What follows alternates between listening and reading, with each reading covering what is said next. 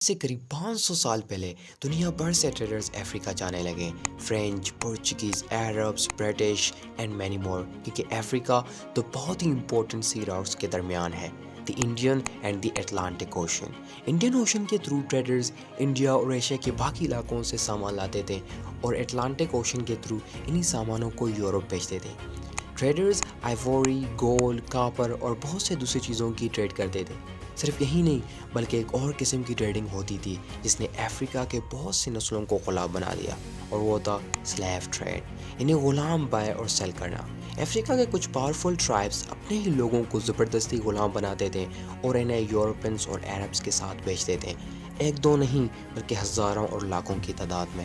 اس کے علاوہ یورپینز افریقہ کے کچھ لوگوں کے ساتھ مل کر جنگلی اور غریب بلیک لوگوں کی زمین بھی قبضہ کرتے تھے. افریقہ میں ٹریڈنگ کی سپیڈ کو دیکھ کر برٹش امپائر کو اندازہ ہو گیا تھا کہ ان سی راؤٹس میں اب ان کے شپس سیف نہیں ہیں. ان شپس کو سیفلی یورپ بھیجنے کے لیے انہوں نے افریقہ کے سدرن سائیڈ میں ڈچ ایسٹ انڈیا کمپنی کے نام سے ایک کمپنی بنائی. لکیلی یہ کمپنی کامیاب ہو گیا.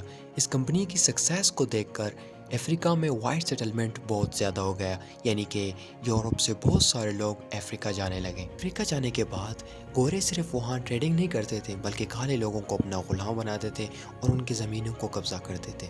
اپنی اس بڑھتی ہوئی پاپولیشن کو دیکھ کر گوروں نے افریقہ میں اپنی حکومت بنانے کا سوچا اور 19 سینچری میں تو وائٹ اونلی گورنمنٹ بنایا، جس کا مطلب ہے صرف گوروں کی حکومت. انہوں نے ایک پالیسی بھی بنائی ایپرتائڈ، جس میں کالے لوگوں کو گوروں کے برابر نہیں سمجھا جاتا تھا.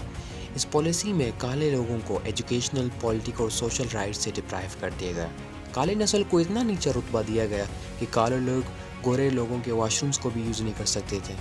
اس ریشل سیگریگیشن کے خلاف کالے افریقنز نے بہت سے کیمپینز چلائے تاکہ انہیں بھی سب رائٹس دیے جائیں.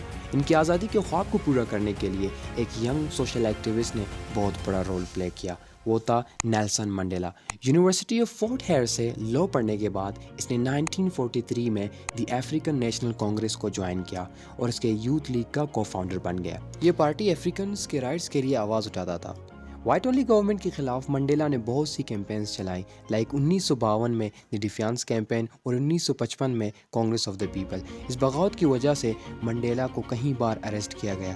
پہلے تو وہ پیسفل پروٹیسٹس کرتا تھا، لیکن جب گورنمنٹ نے منڈیلا پر بین لگایا تو اس نے south African communist party join کیا. یہ پارٹی ہتھیاروں کا استعمال کر کے گورنمنٹ کو نقصان پہنچاتا تھا، یعنی کہ آفیشلز کو مارتا تھا. اس پارٹی کو جوائن کرنے کی وجہ سے منڈیلا کو پھر 1962 میں اریسٹ کیا گیا اور عمر قید کی سزا سنائی دی گئی. منڈیلا 27 سال قید میں رہا. اس وقت پوری دنیا میں اپارٹائڈ کے خلاف پروٹیسٹس ہو رہے تھے اور منڈیلا کی ریلیز کی ڈیمانڈ ہو رہی تھی. انٹرنیشنل پریشر کی وجہ سے نیشنل پارٹی کے پریزیڈنٹ ڈی کلرک نے 1990 میں منڈیلا کو ریلیز کر دیا.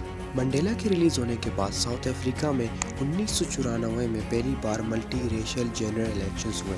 اس الیکشن میں کالے اور گورے دونوں ووٹ کاسٹ کر سکتے تھے. منڈیلا کو سب سے زیادہ ووٹس ملے اور وہ ساؤتھ افریقہ کا پہلا بلیک پریزیڈنٹ بنا.